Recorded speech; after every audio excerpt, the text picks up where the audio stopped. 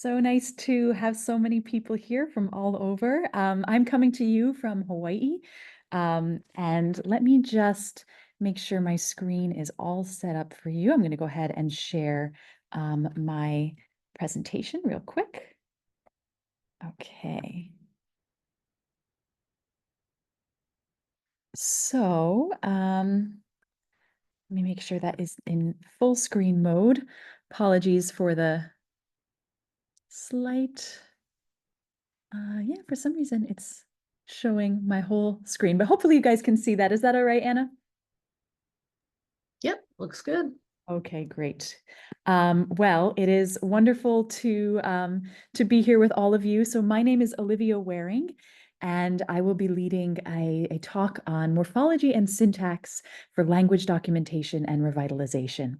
So I'll just give you a brief introduction to myself and my background. So as I mentioned, I'm joining you from Hawaii, and I do just want to acknowledge that I am presenting from unceded lands that belong to the Native Hawaiian people.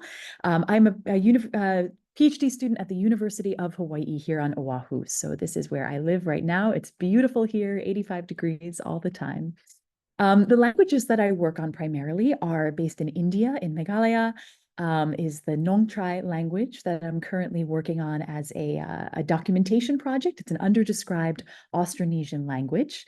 And so I am trying to contribute to the knowledge about that language and its various grammatical structures. And then the other language I work on is Eyak, which is a Dene language of Alaska. The last speaker unfortunately passed away in 2008. And so there's quite a large body of work actually about Eyak, but my goal is to try to translate that work into something that's a little more accessible and pedagogically useful so that we can contribute to revitalization efforts. So that's where I'm coming from as a linguist. My specialty is morphology, which is what we're going to talk about largely in this presentation. Morphology. So I'm going to start with kind of a guiding question about what is a word? And I invite you to ponder this question. It might seem at first glimpse to be kind of a pretty simple question, right? We deal with words every single day in our daily lives. But I got to tell you that linguists are not entirely united on our definition of a word. It turns out that it depends on a variety of factors from language to language. So if you're determining the word count of a paper, for example, it's pretty straightforward to just count the number of groups of letters that occur with spaces in between them, in English at least. This is how we define a word for the purposes of, say, word count. And so, for example, in this particular utterance, the book is on the chair, is it not?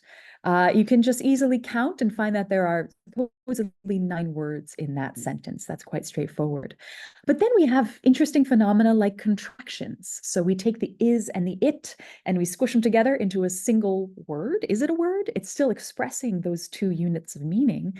So it's getting a little murkier.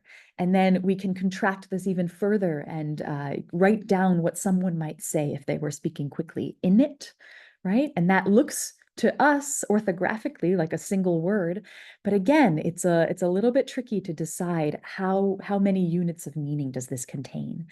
And we can go further. We can look at compound words, for example, which have different orthographical conventions. So street lamp, we're putting that all together as a single unit. Rabbit hole, which we know means more than the sum of its parts, right? It's not about rabbits or holes. It's about, journeying down a Wikipedia rabbit hole, let's say. Know-it-all, we hyphenate. So there's no real standardization of orthography or really what constitutes a single word. And this gets even more complicated as we delve into different languages. So for example, in this Mandarin sentence, there are no spaces in the orthography here. And this cluster of characters, su she, is typically translated as dormitory, or 吃饭 is translated as to eat, but then those can be broken down further into units. And then we head over to Yupik, which has a very, very long word that seems to contain the meaning or to capture the meaning of an entire sentence. So I hope this kind of conveys to you that this is not a straightforward question, even though it's something very fundamental to the study of language. And that's what morphologists do. Morphologists study word and their structure. So here I'm going to introduce a couple of key terms to you. The first is morpheme, which is the smallest meaningful constituent of linguistic expression. And so an example here is the word flowers, right? So we can break that down into two components. One is the word flower itself, which stands for these lovely things that you might want to bring into your home. And the other is this little S here, the Z sound that you make when you say the word flowers, which represents plurality, right? It's telling you that I don't just have one flower, I in fact have two.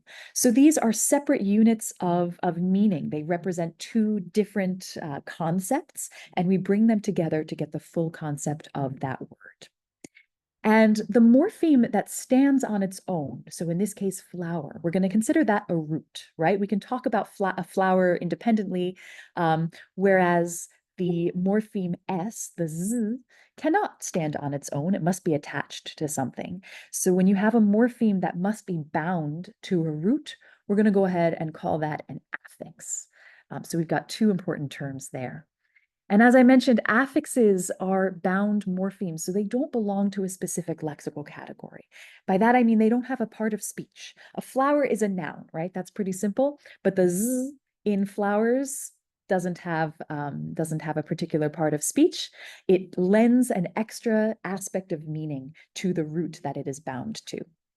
And here we can see a number of examples. So we've seen the S morpheme that conveys plurality, multiple apples as opposed to one. We've got a morpheme that conveys a superlative meaning. So something is near, the other thing is nearer. This is the nearest thing, right? Near is the root, it stands alone. We add an affix that conveys that additional superlative meaning. Teacher, the conveys the one who does something. And we've got many of these in English. We've got writer, we've got actor. So that morpheme is very, very productive. And then we've got morphemes of negation. So for example, this prefix un, you could also use in or anti or dis. These are all bound morphemes that cannot stand alone, but serve to negate that particular word or root that they're attached to. And I provide this extremely long word, the longest word in the English dictionary, to show you that you can build these larger words from the center by concatenating morpheme after morpheme, adding additional layers of meaning with every single affix. So let's get into the types of affixes. There are four main types. We've got a prefix, which attaches to the left of the root. It comes before the root, hence pre. We've got a suffix which attaches to the right of the root. We've seen many of these in English: quickly, teacher, sickness. Then there are circumfixes, which are a little bit less common, hard to find in English. One example is negation in French. So we've got, if this, for example, says, I do not want. And the word veut means want. And in order to express the negation of that concept, we've got to put a ne in front and a pas afterwards. So we've got both a suffix and a prefix that have to go hand in hand and kind of hug the root word. So je ne veux pas is what you ultimately get. And please excuse my very bad French. And then the final type of affix is called an infix. This one's really interesting because it actually gets inserted inside another morpheme, inside the root itself. So for example, in Tagalog, putting the infix inside of the root word conveys the past tense. It tells you that that action occurred in the past. So we have bili means to buy, binili means bought. I bought something in the past. And that infix shows up over and over again in verbs. Arabic is a fascinating example. It's an example of templatic morphology, which is quite common in Semitic languages. And essentially, the root is a sequence of three consonants. So the root itself, morphologically speaking, is, for example, K, T, and B. And then we're going to insert vowel infixes between these consonants in order to lend additional meaning. So the K, T, B combination of consonants has to do or conveys the meaning of writing. And then if we add two sounds in between, we have katab, meaning write, kutib means have been written, aktub is be writing, and kitab, I should have changed this, kitab is book. So we do have all sorts of different infixes specifically vocalic vowel infixes that can change the meaning of this triconsonantal root that we see, which is a very interesting morphological phenomenon. So I want to talk to you now about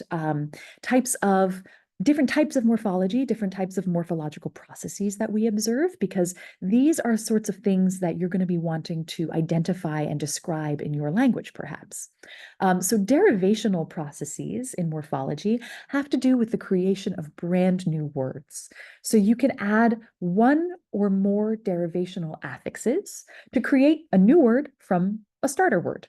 And often these new words are of a different syntactic category than the original word. So for example, we can start with the root sell, which is a verb, and we can derive from that seller by adding this derivational affix to mean the one who does something. Similarly, we can start with a verb-based do and create another verb, redo, by adding that duplicative prefix. We can start from an adjective, perhaps, and get to a noun. So happy can become happiness, or if we just choose to negate that, it can become unhappiness. So we have quite a few derivational affixes that can perform all sorts of functions, bringing us from one word to another word with a different but related meaning. Conversion is another derivational process which assigns an existing word to a brand new syntactic category. You can think of a syntactic category as a part of speech. So we're not actually changing the form of the word at all, but we are actually changing its part of speech and how it's used in context. So we might call this zero derivation because we haven't actually added any affixes to it, and yet the word has changed. It's changed its syntactic category and it's changed its meaning somewhat. So we know the word ink is a noun representing the thing inside of your pen, but we can also use it as a verb. So we can say, I'm going to ink this contract, or I'm going to butter this bread, right? This is a very common process we see in English where we create a verb from a noun. You can similarly do the same thing with a noun being derived from a verb. So you can do a long run, for example. Run was a verb, but it becomes a noun in certain contexts. And we can derive a verb from an adjective as well. So a shirt could be dirty, but if I spill something on my shirt, I have dirtied the shirt. Yeah. So zero conversion involves the inclusion of no new affixes, but nevertheless the creation of a different word. Compounding is when you add two already existing words, fuse them together to create a brand new word. So an example might be fire engine, right? So we all know fire engines as those bright red things that kind of drive through our streets, and it's related to the concept of fire and to the concept of engine, but it's something brand new unto itself. Spoon feed is a verb that is derived from the verb feed, as well as the noun spoon. Nationwide, right? You can put nation and wide together, concatenate them. Somehow you get a brand new word with its own unique meaning.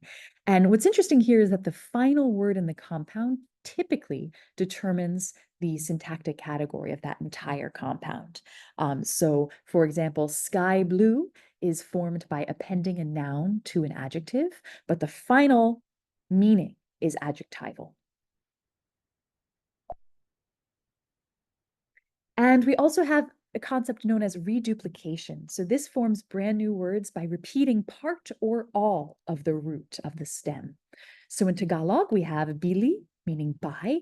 And if you reduplicate this first part of that root and say bibili, it actually gives you the future tense. It means will buy. Reduplication is a process that's very often used for intensification of meaning. And so in Hawaiian, the word ula means red. And if you say it twice, ula ula, you get the meaning of very, very red, intensely red. So we have this emphatic notion that's associated with reduplication. Okay. So that was derivational morphology. And again, just to recap a little bit, derivational morphology means that we are applying affixes or other types of processes to words to create brand new words with related but somehow slightly different meaning and function.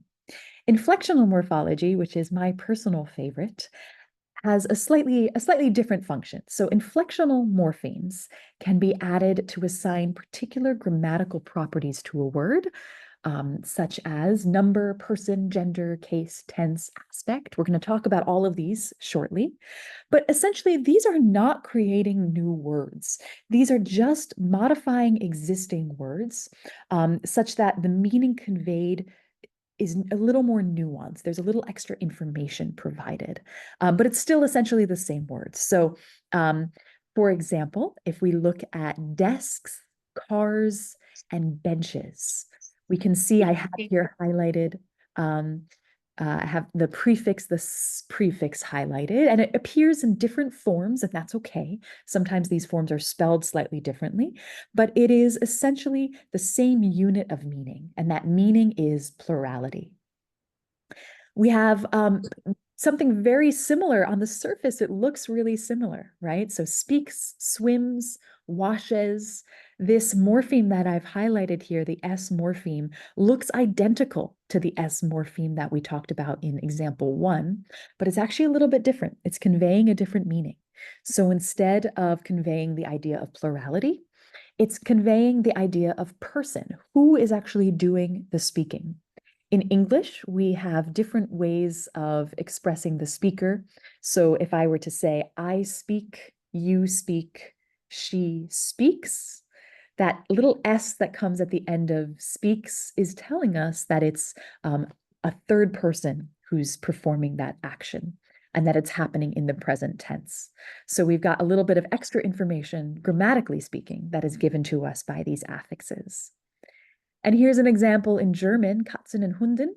So this is the pluralizing morpheme in German. So it tells you I don't just have one cat, I've got more than one, or not just one dog, more than one. So again, these aren't new words per se. They're words with extra meaning, and that's what inflectional morphology gives to us.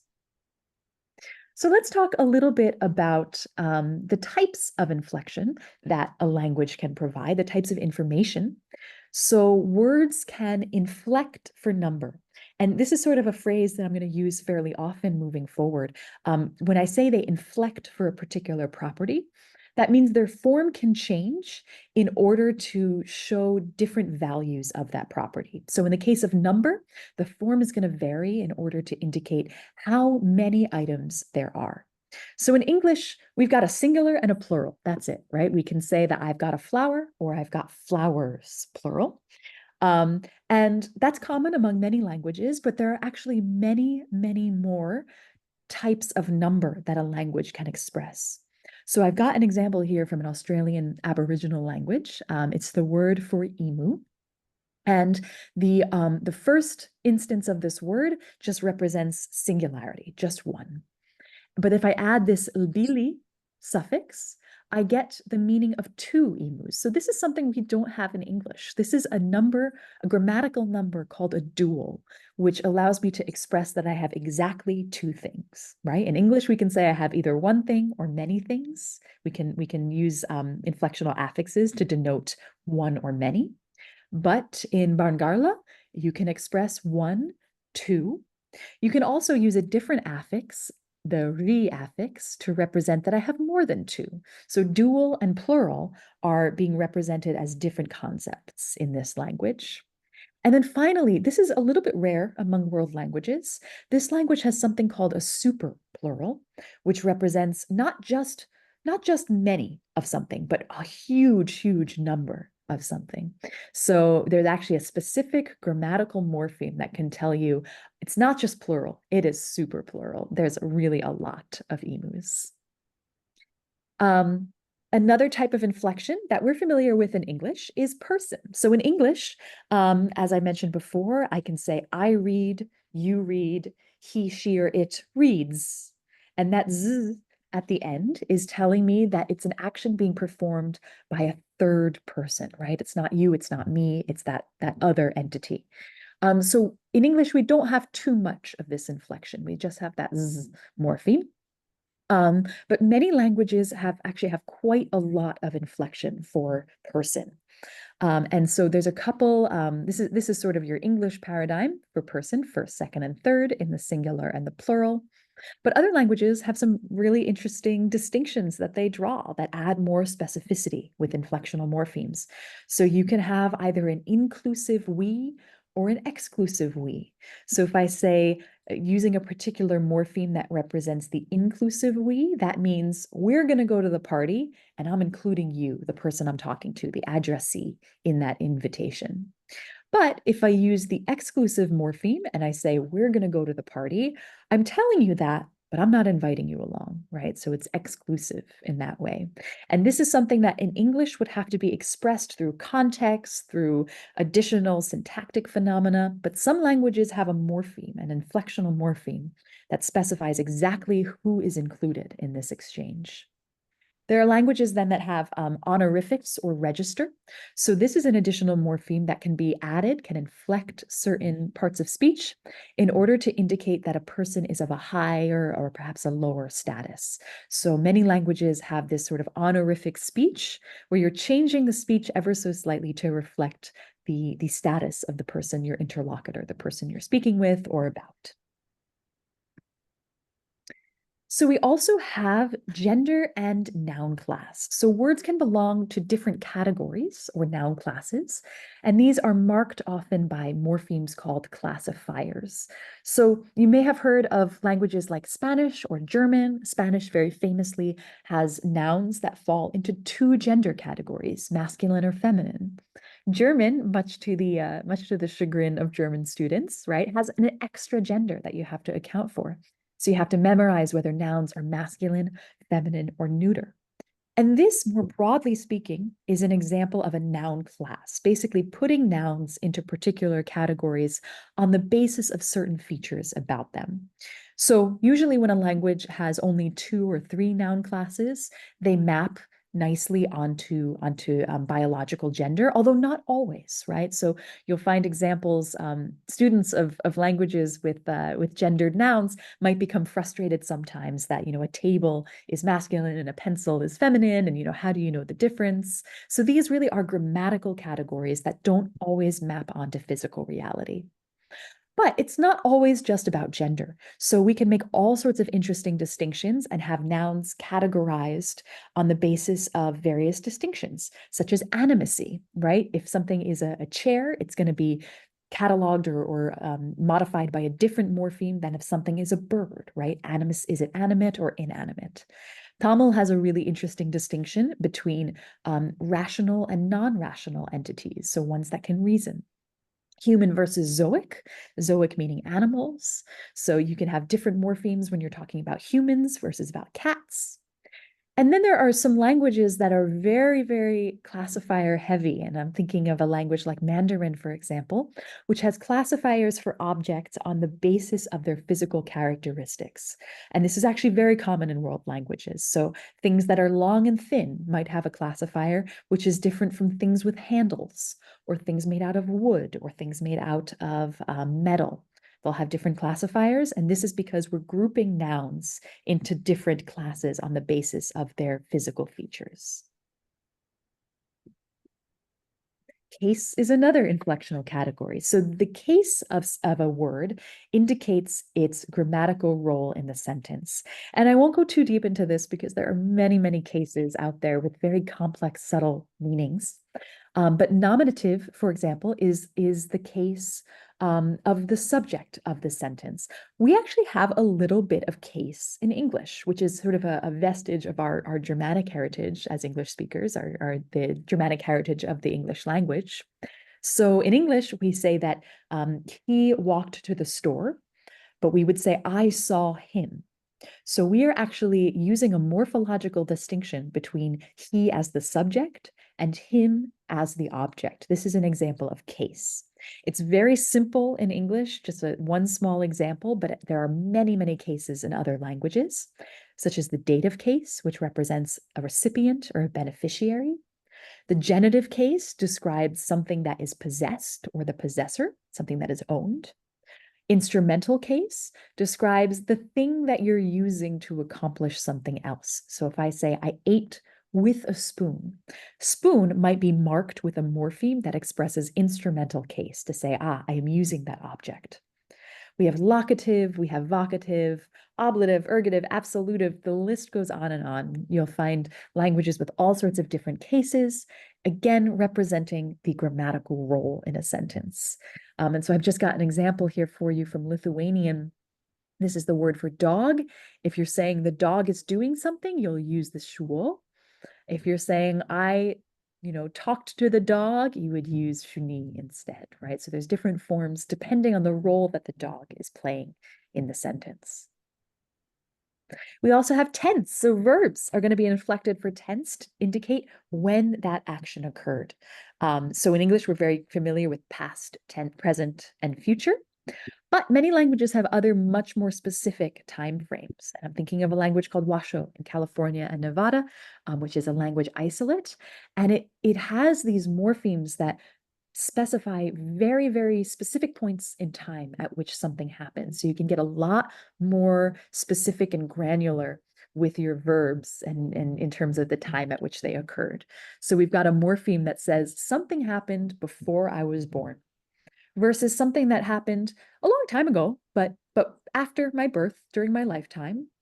Then we've got a morpheme that describes something that happened maybe like, 5 to 10 years ago, 3 to 10 years ago, something like that, versus the immediate past, something that just happened yesterday. We've also got a near future morpheme, something that's going to happen in about an hour, versus something that's going to happen later in the day, versus something that will happen years from now. So in English, we have to use all sorts of other parts of speech and syntax and words to convey these meanings. In Washoe, it's just a tiny little morpheme that you add to your verb to convey that information.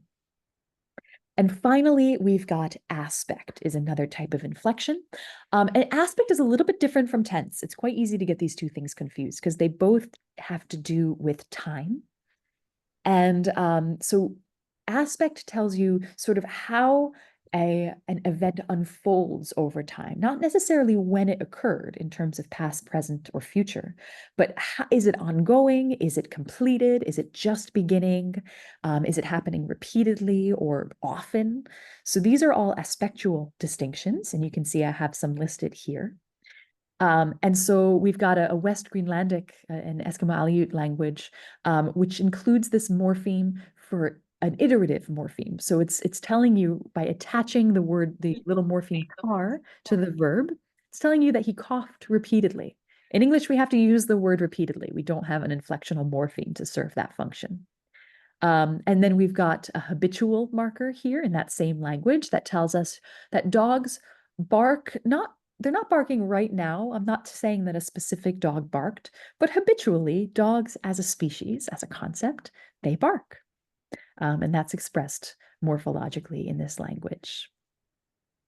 So how do we actually do morphological analysis? Because I hope that these discussions are of interest to you in your own language work. And as you're working with your languages and assessing and analyzing their morphology, you might be interested in how you're going to go about dissecting your language for various morphemes. And the way we do this is through something called interlinear glossing, where you actually break down every word into its component morphemes, and then say what each morpheme means.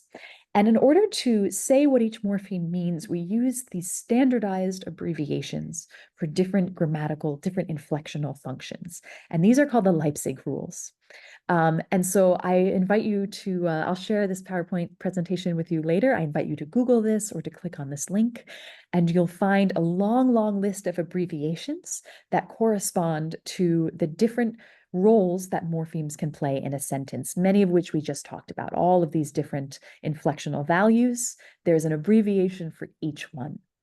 And so I'll give you an example in Tagalog. So the way glossing works is you write the original sentence in a particular language, sentence or word or whatever you happen to be glossing. Then the second line, we call it the glossing tier, is where you define each individual morpheme one by one. So here in Tagalog, we have a root, which is kain, meaning eat. So I'm going to write that here. And then you'll notice that there's an infix, kin. So Tagalog has a lot of infixes, and the in infix represents a perfective aspect that something has been completed. So I'm just going to write that down here. Then this word, I'm going to apply a morphological gloss saying that it is first person, it is singular, and it is marked for ergative case, which is a little bit more advanced, but that's a case marking. The word ang is marked with absolutive case, and then ista means fish. So we've got two case markers, we've got an aspect marker, we've got a marker for number and person.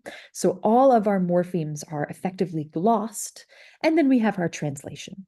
But what this does is it allows a linguist to look at this example and understand how a language encodes various types of meaning. So we've got some more specific glossing rules. The first is that you're going to, as you split up your sentence or your word into morphemes, and as you translate those morphemes one by one, you want to make sure that they're aligned, just for easy reading. So for example, down here, I've separated the word dog into the root dog and z, meaning plurality. And when I have my gloss down here, which identifies the z as a plural morpheme, I've made sure that those glosses are aligned with the morphemes up top, just so that you can very easily read it. If it's possible to separate two morphemes, to put a little dash between them, do so, right? Put that dash in both the original tier and the glossing tier, so that it's just easy to see the separation of morphemes.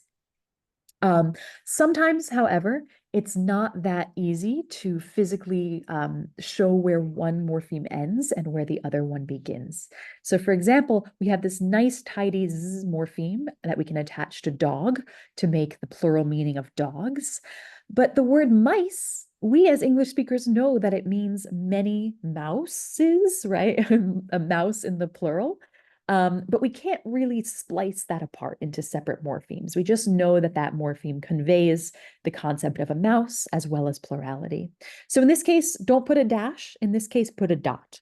So what we're saying here is we're glossing this entire morpheme as conveying these two pieces of information. We're not able to separate out those two pieces of information.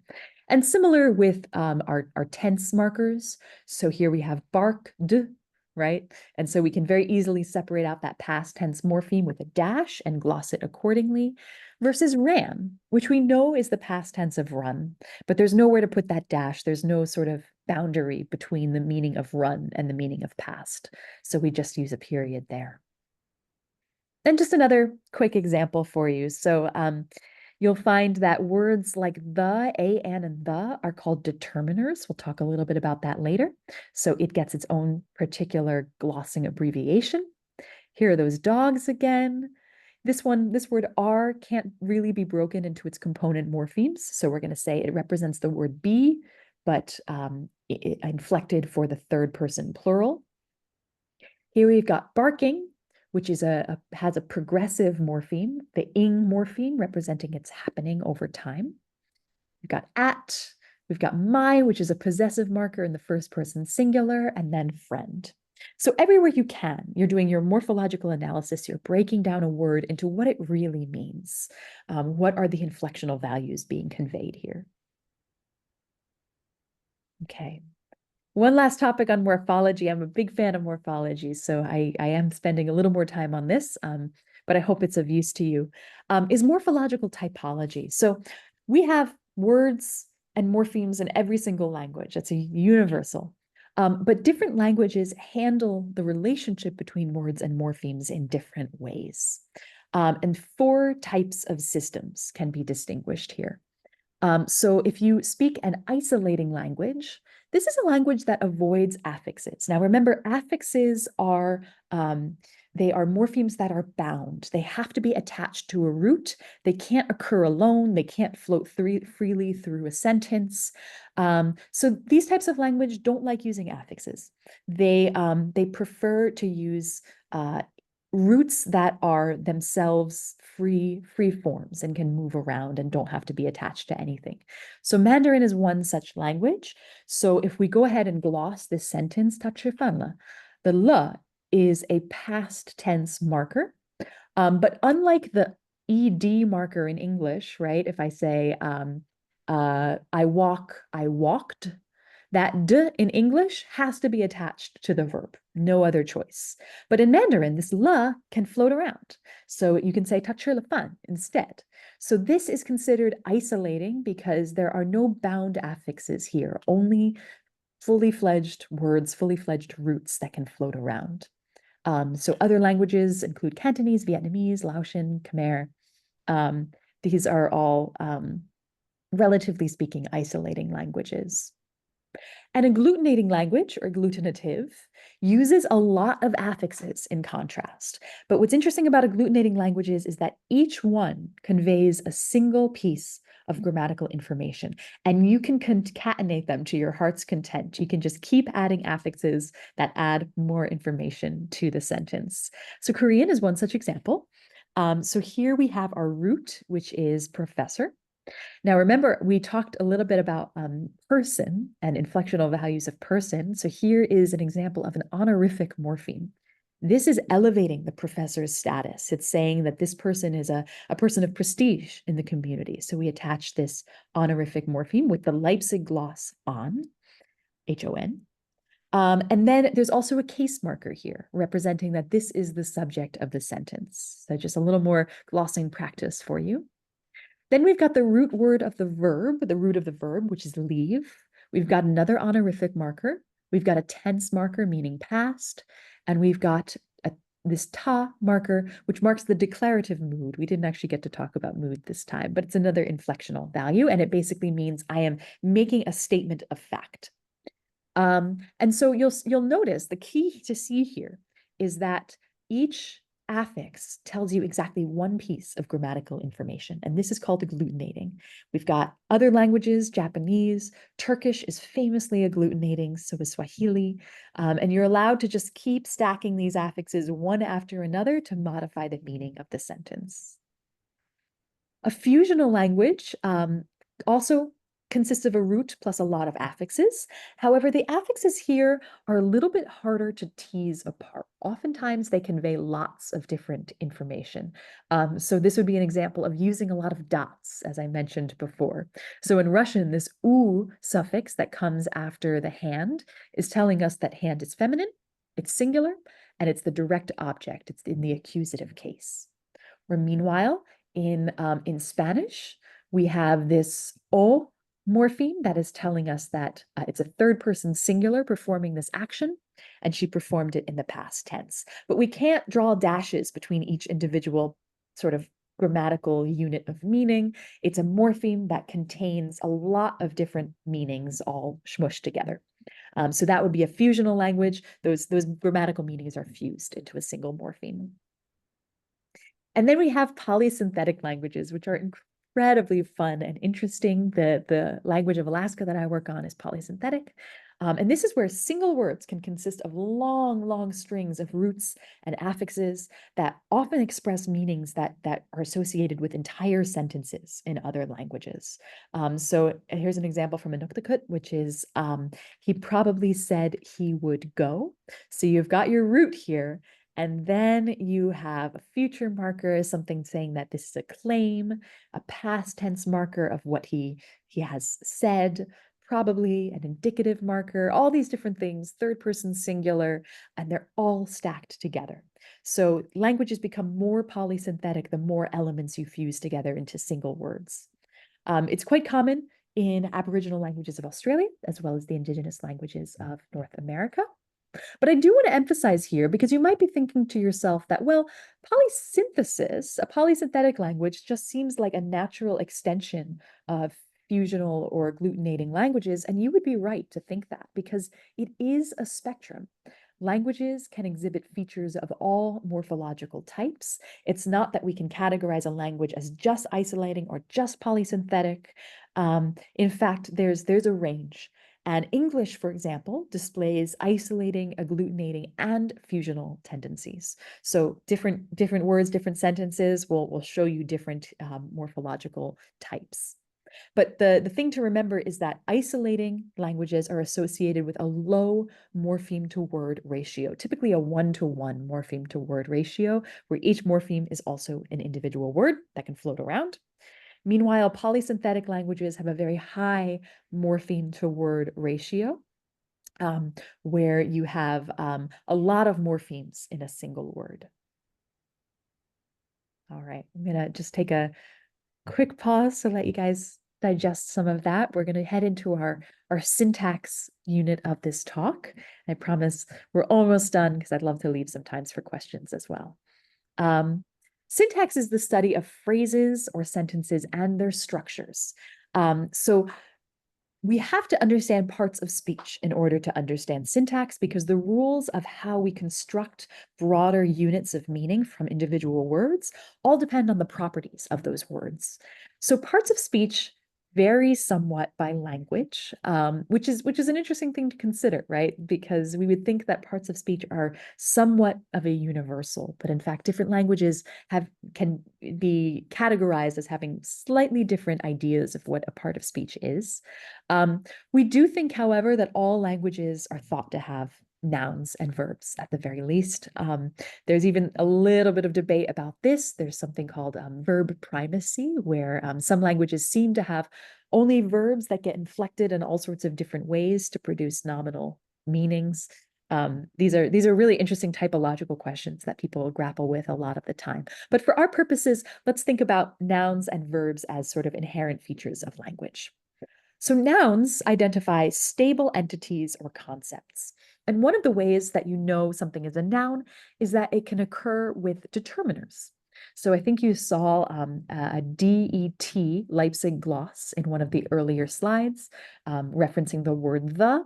That's the determiner, and it indicates quantity and specificity. So the, and, this, that, one, many, each. These are all determiners. They're telling you how many of a particular noun you have and which one or how specific. So you could say something like that cat, right? The one that's being pointed to, or the cat or a cat. These all have slightly different nuances of meaning, but nouns very, very often occur with determiners.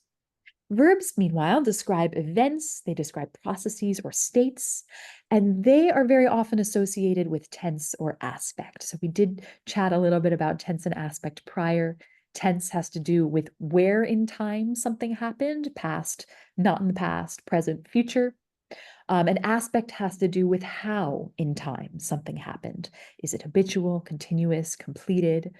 So with verbs, you're going to want to be on the lookout for these tense and aspect markers. So when it comes to determining parts of speech, we have a little bit of, I think we have come with our own speaker intuition for what a part of speech is. As linguists, though, and you are all linguists, we get a little in our heads about these sorts of things. We try to ask ourselves, how can I scientifically determine what part of speech this word is? And I love this adage. I think it's really helpful. You know a word by the company it keeps. And this essentially means if you're having trouble determining the part of speech of a word, look to the words around it, and that will help you identify what part of speech it is. So if you're unsure, here's your quick test. If it can occur around a determiner, so something like the blank, that's going to tell you it's a noun. And I already have to give you an asterisk here. There's a caveat already, which is that this test does not work for pronouns, right? I can't say the she or the we. So that tells us that pronouns are a special subset of the noun category. So, there's nuances here. If I can include a tense or an aspect marker such as will, it's a verb. So if I say will blank, will read, will speak, will eat, that gives me a pretty good indication that it's a verb. If it can follow or occur near a modifier such as very, some sort of adverbial modifier, it's likely an adjective. Very big, very red. And if none of the above, and it expresses, let's say, a spatial relation, then it's likely to be a preposition. So these are a handful of what we call distributional tests. So that's figuring out what part of speech it is by how it's distributed relative to other sentence elements. So one thing that we as linguists, as descriptive linguists and language pedagogues, one of the things that we think about a lot is Word order. So how exactly does a language arrange its subject, its verb, and its object? So in English, we have the subject coming first, followed by the verb, followed by the object. This is something we sort of take for granted, that this order is always going to be maintained in declarative sentences. But this is, of course, not true of all of the world's languages. There are many different word orders that languages adhere to. Some languages are very, very flexible in this regard. They actually allow a lot of different word orders. And it tends to be the case that languages with a very flexible word order have a lot of case markings in order to signal to the listener who is doing the action, right? Who is receiving the action. And if there are multiple word orders allowed, when and why, right? In what contexts is a particular word order preferred?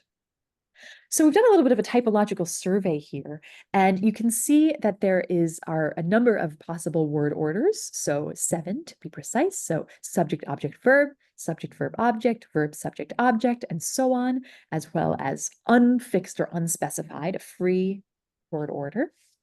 And you'll see that the most common is SOV, and very closely thereafter, SVO. So there are these typological trends in what languages seem to prefer in terms of word order. I do wonder if there's perhaps a cognitive bias somehow to having the subject precede the verb. There are many different questions we could ask about cognitive science and psycholinguistics about why these trends are the way they are. But I find it's interesting when working with a language to sort of understand the typological trends and situate your language within the context of the broader context of world languages. So here's just an example of some sentences in various languages and their morphological glosses. So just more examples for you of how we do these glosses. And this is a tool that we would use to identify word orders. So we're looking at the same sentence for all of these languages. And we'll notice, we'll take Chinese as an example. Quick brown fox comes first, that's our subject, followed immediately by jump, followed by the object dog.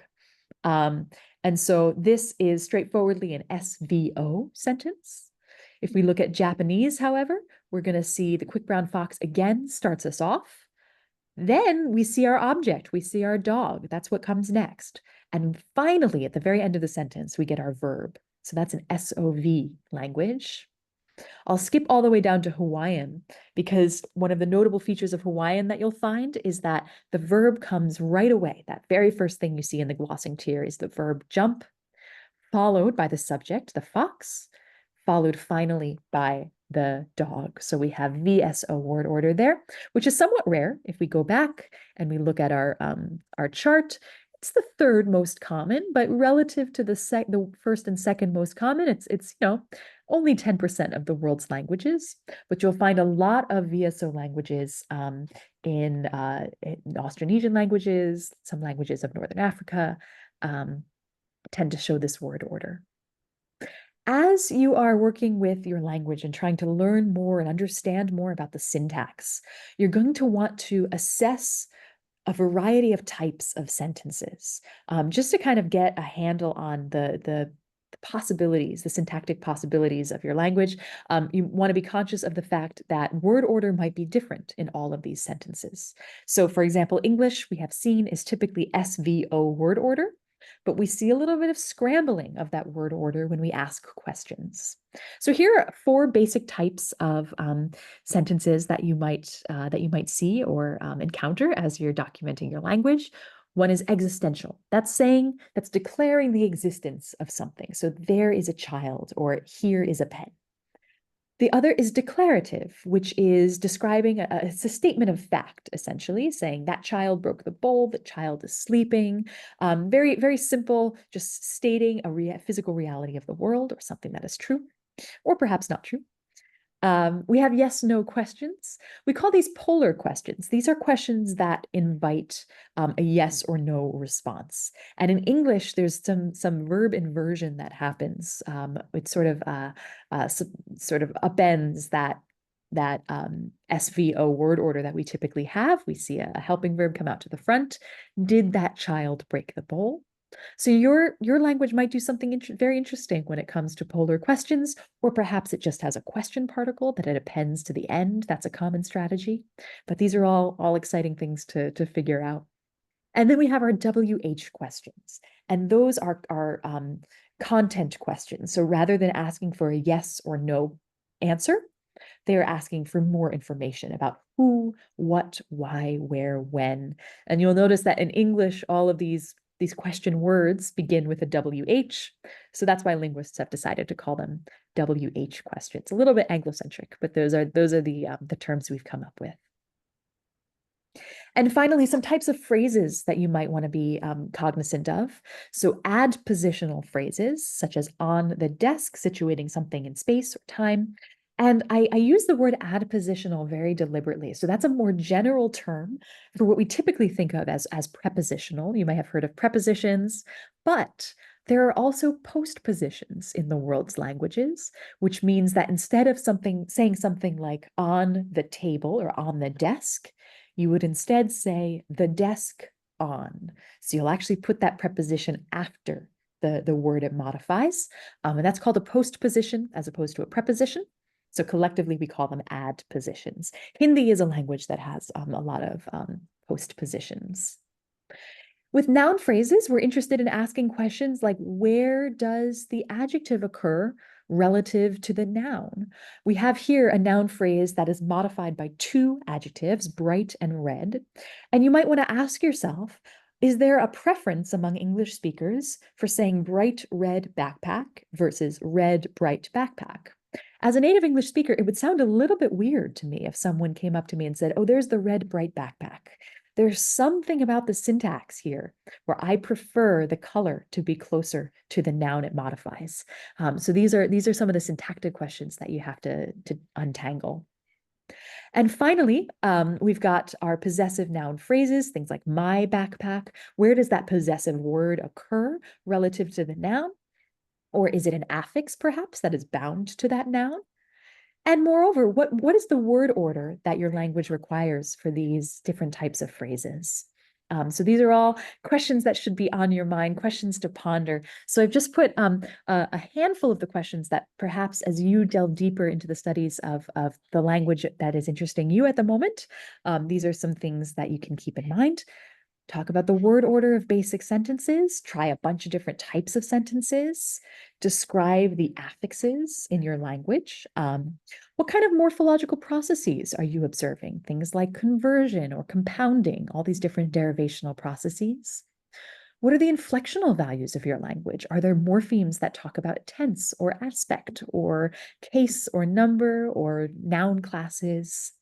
Where do adpositions and determiners and adjectives occur relative to nouns? How does your language handle time, tense, and aspect? Does it use words or bound morphemes? Neither, both? Does it just use context? And how does your language form questions from statements? So these are all the very beginnings of things that you could start to explore about your language.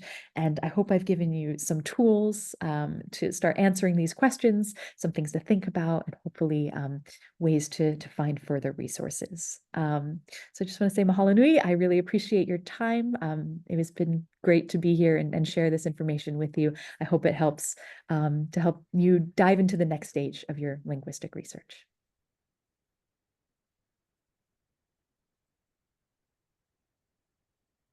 And I apologize, there was a little bit of background noise here. I hope it was filtered out by Zoom.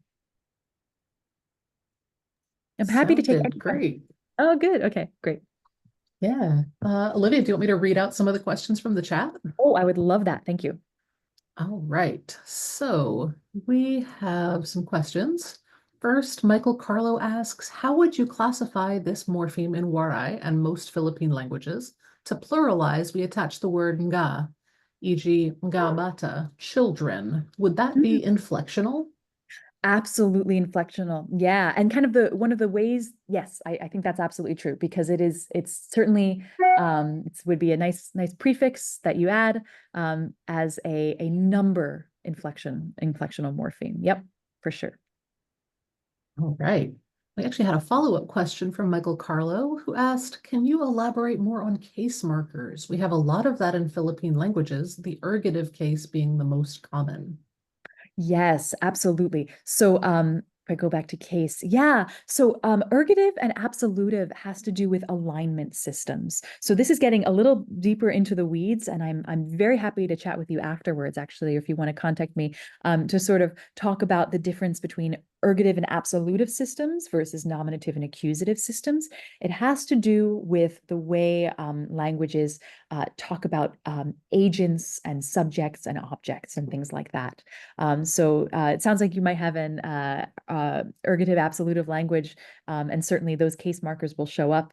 And I'd be more than happy to discuss that more. You can see this is a partial list here of case markings. There's quite a number of cases that occur throughout world languages, really long, large inventory.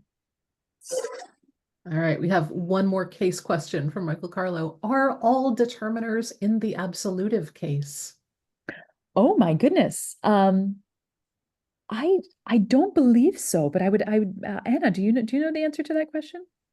I don't actually know. There could theoretically, I guess, be determiners in a different case. Yeah, I think, what I found in my study of language, which is not remotely exhaustive, is that never be surprised by anything. There's wherever you think you've discovered something that is universally true, I can almost guarantee there's an exception somewhere out there. Yeah.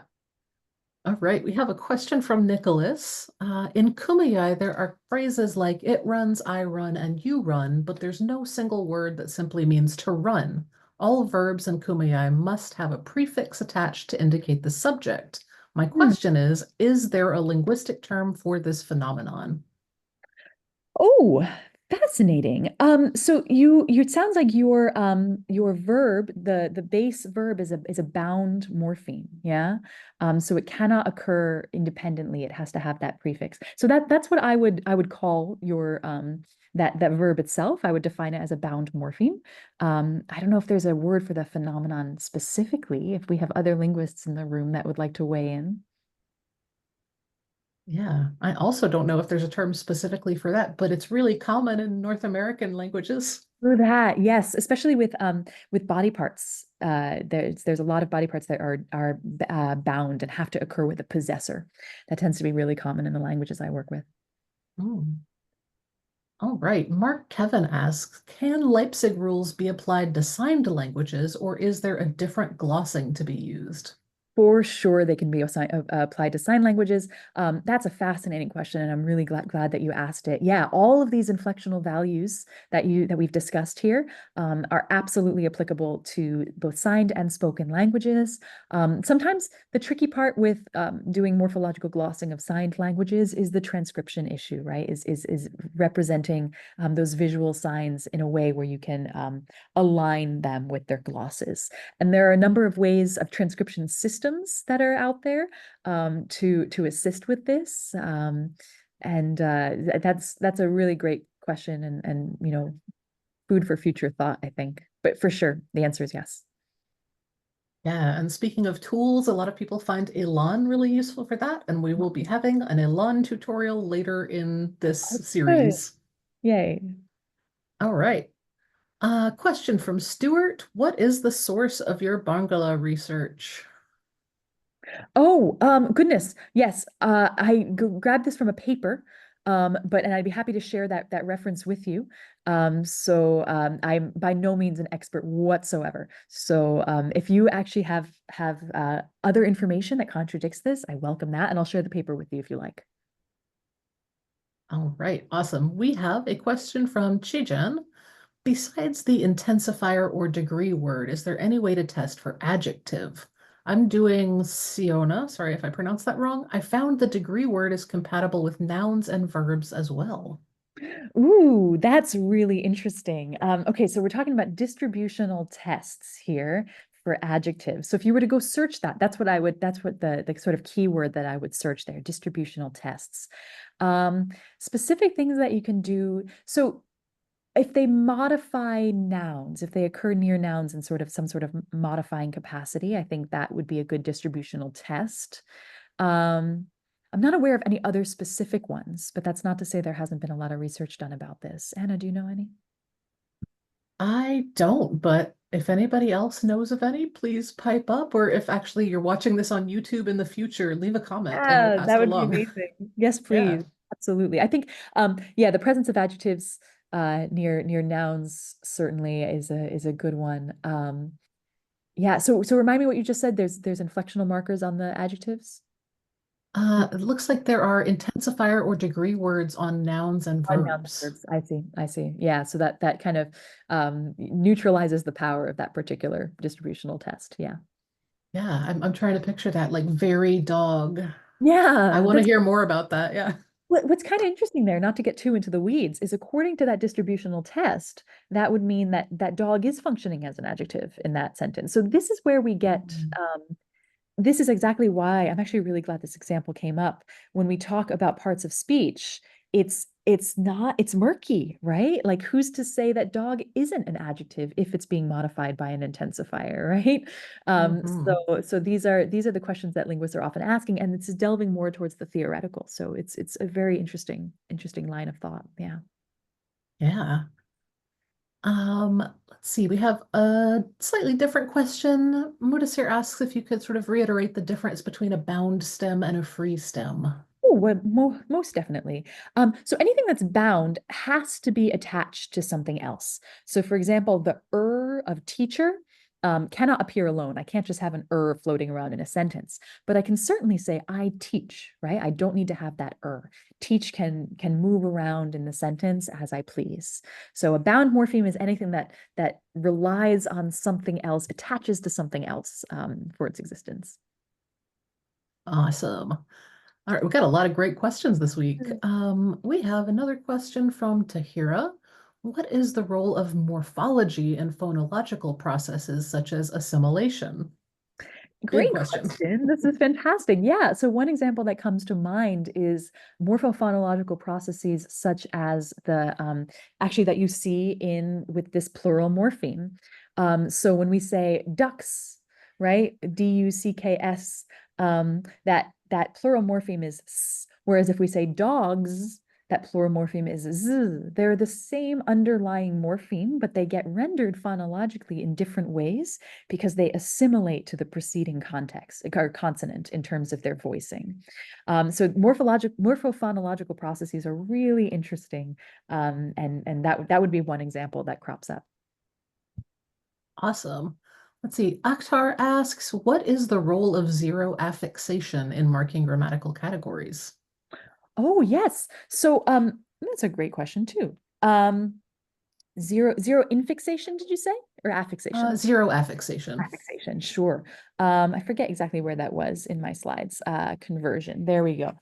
Yeah, so there is no particular affix here, and that's exactly why it's called zero derivation, because there are zero affixes. You haven't added anything, and yet the interpretation has changed.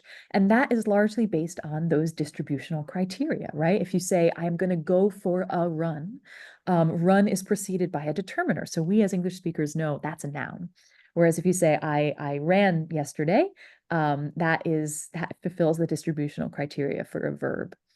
So nothing has changed other than their syntactic position.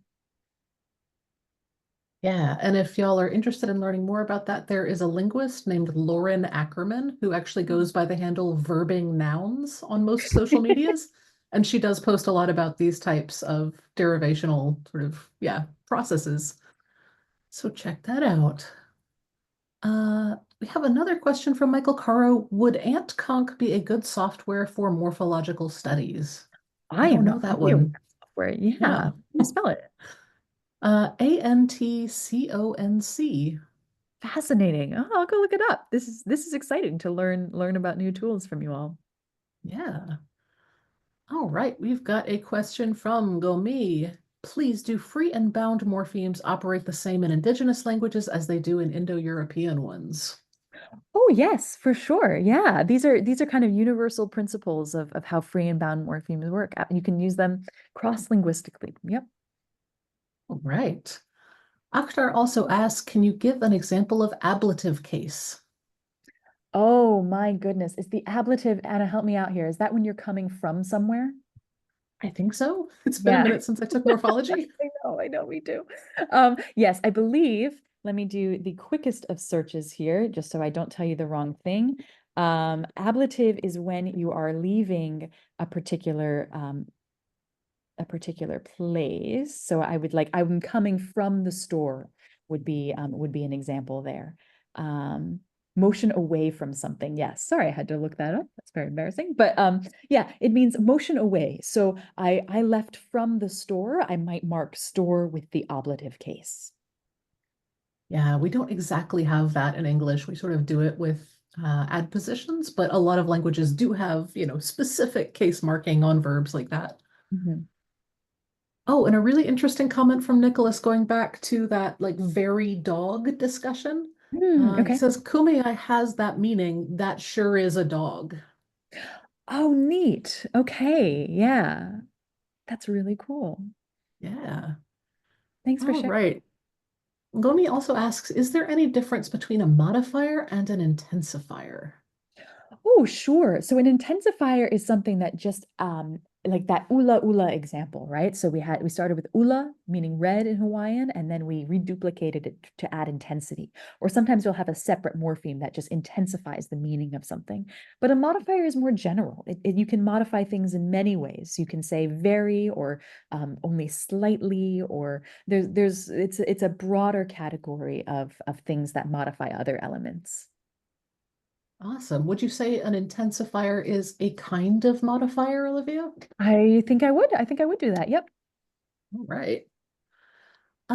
We have a question from Gangi. What is the source you have taken for that word order table? That I found very handily on Wikipedia, which I can share with you. And they also cite a nice source as well. But that's directly from Wikipedia. The source is up here if you head to that page. Yeah, It tends to be gotta love Wikipedia. exactly. It tends to be actually a very reputable source these days. And if they provide cite all their sources, which is nice. Awesome.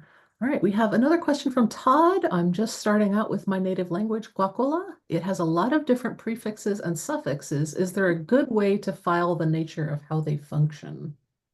Ooh, that's an interesting question. I mean, I guess if you're looking through your database, your corpus of language, I would try to identify like find various instances of a particular prefix, and then see how that changes the meaning of the root that it's bound to. And you should find commonalities.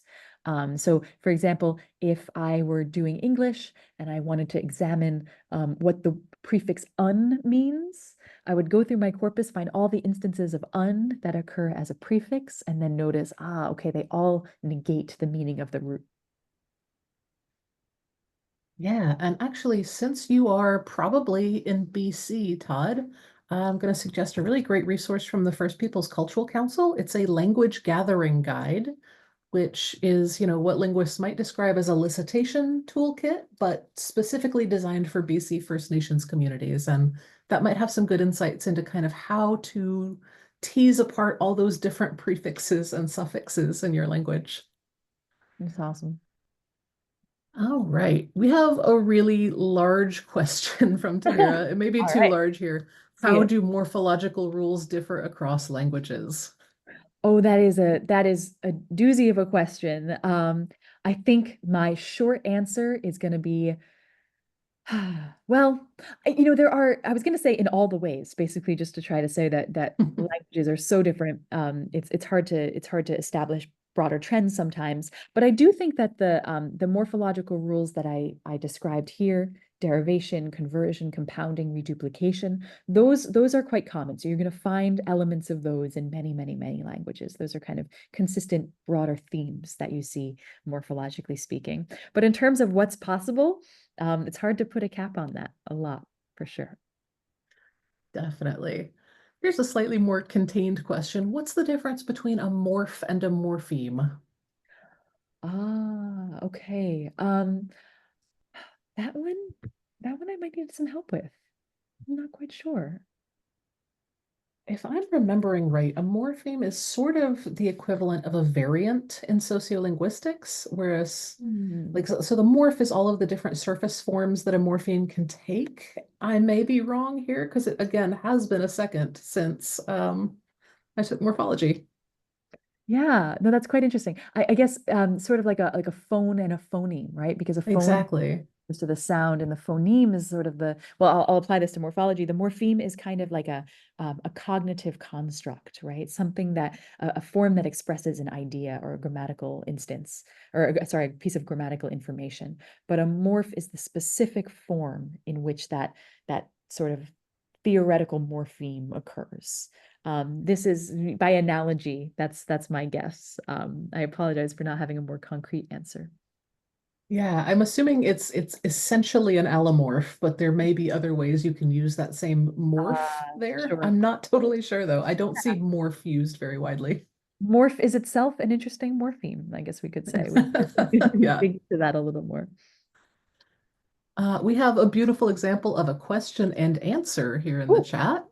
Filippo asks, are there languages in which the tense marker is linked to nouns instead of the verbal stem? I remember hearing about languages like this in Africa, but I'm not sure.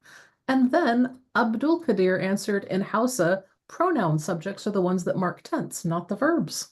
All yes, this right. is awesome. This is such knowledge pooling. I love it. The answer is yes, that is absolutely possible. Yeah. We have I think a question you can answer. What is verbal inflection? Ah, what is verbal inflection? Yes, so that is just when you add an affix to a verb that provides additional information. So, for example, when I say I walk versus I walked, so that extra ed that I add to the verb walk gives me information about the fact that this action happened in the past. So that's called an inflectional morpheme, that little ed that I add. So I've given you more information via the addition of a morpheme. That's what that means. Awesome. Here's a much broader question for you, Olivia. While documenting a language, have you ever encountered some words whose category you couldn't figure out? Oh, I work with a polysynthetic language, where even the notion of a word is a little bit fuzzy because entire sentences are words. So saying I will say yes. I've encountered in my reading words where it's really a verb that is being marked as though it is a noun. So this is an example of that verb primacy thing that I mentioned, where there's this hypothesis that certain languages only have verbs, and then they get inflected in various ways to form the noun versions. So instead of saying like he is a soldier, you would say he soldiers or soldiers or something. It's hard to, I can pull up specific examples, but the short answer is absolutely. This happens, I think, more often than one might think. Definitely. Language is always surprising and mysterious if you're a linguist looking at different languages. Let's see, I'm looking for some additional questions. Are there any specific software tools that one should consider for documenting and analyzing a language? Well, I think that there are several upcoming webinars that talk about a lot of these. So Elan would be a great one. If you're interested in sounds more specifically, there's a software called Prot that you could use. There's if you're interested in creating dictionaries and lexicography, there are two big tools, Flex and Schwannelex, that are really helpful. All sorts of more niche tools for specific purposes. So that's a question if you have a specific task or uh, problem you'd like to solve and you want to ask me what software might be best for it, I'd be happy to look into that for you. And I'm sure Anna has more examples of softwares that are out there. Yeah, there are a lot, so it depends on what you're trying to do. But we will have an Elan session just for sort of ways to annotate and add information to your recordings later in the semester. And we will also be having a session on specifically creating dictionaries, so stay tuned for that. Excellent. And I just saw in the chat someone asked to say that word again, Schwannelex. And let me remember how to spell it. I think it's TSHWANA, is that right? Yes. Or W-A-N, just yeah. TSA? Yeah. TSHWANE. Yeah. And it's TLEX for short. If you Google TLEX lexicography, you'll find it. All right. Let's see. We have another great question and answer. Wera says, I'm a bit confused with the term bound stem, but then Mudasir answered, receive, reduce, and repeat. If we remove the bound morpheme from these words, the remaining part is the example of the stem.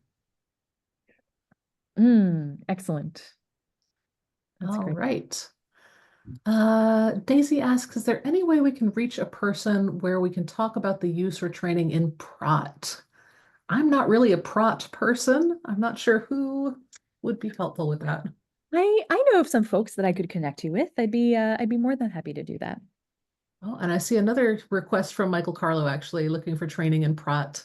Oh, great. So, Okay. Olivia, would you be willing to share your email in the chat if people have questions about prot? Absolutely. Yeah. Please feel free to reach out. Here we go. Awesome.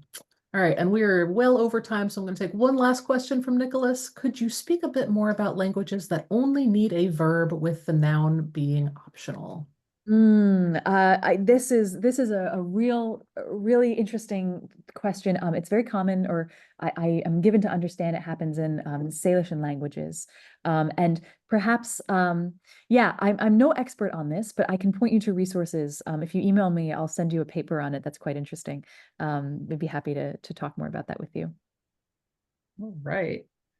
And I'm just answering one quick question in the chat about Quiche. If you're interested in anything to do with Mayan languages, you might want to reach out to one of our revitalization mentors, Yasmin, who is a speaker of Yucatec Maya, but she has a lot of connections and contacts in different Maya communities. So reach out to her if you have questions about Maya languages. And a few more comments about what other folks are working on, but hopefully, I think that's it for questions. But Olivia, you were kind enough to share your email in the chat. So if anybody has questions, Olivia has generously offered to talk to you about morphology and syntax. Put it in there one more time for you. All right. I really encourage you So to reach out. Yeah, I'm very happy to answer any questions. awesome. Well, thanks, Olivia. This was a fantastic session. We really appreciate you teaching every time. Yeah, of course. And we will see everybody next week for a session about phonology and orthography, or in simpler terms, sounds and how to write them down. So we'll see you next week, half an hour earlier than this time. We'll be back to 2:30 p.m. Hawaii time next week. Thanks, Awesome. everybody. Thank you. Thanks for this chance to speak with you all. Appreciate it. Bye bye. Bye.